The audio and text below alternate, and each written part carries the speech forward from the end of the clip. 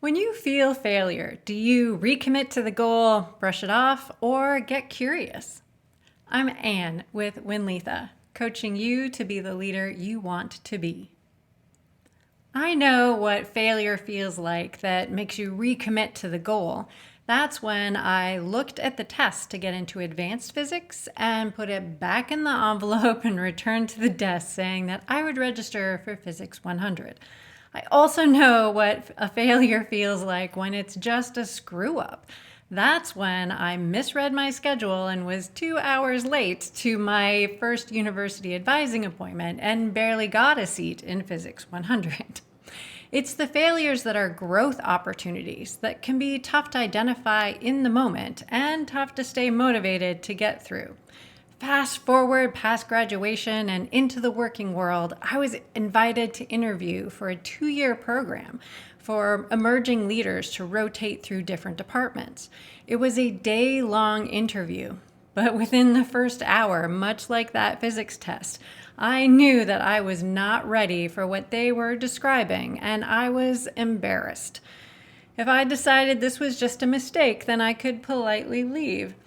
If I decided that this was a program that I really wanted but just wasn't ready for, then I could position myself to be considered for a future cohort.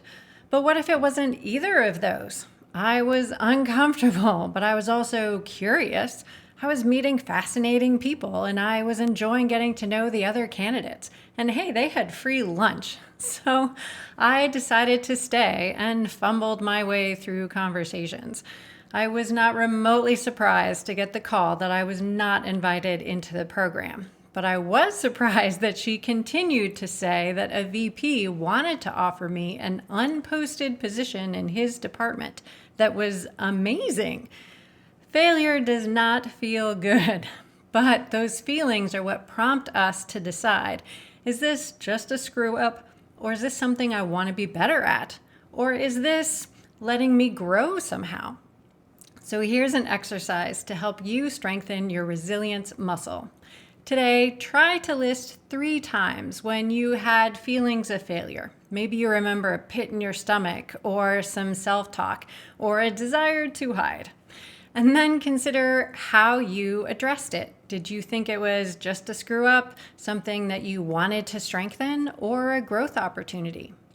Every day this week, add something to the list from your past or that day, and then categorize it. At the end of the week, notice any shifts in your relationship with failure. Click the like button to let me know that this resonates with you, and use the comments to share your thoughts.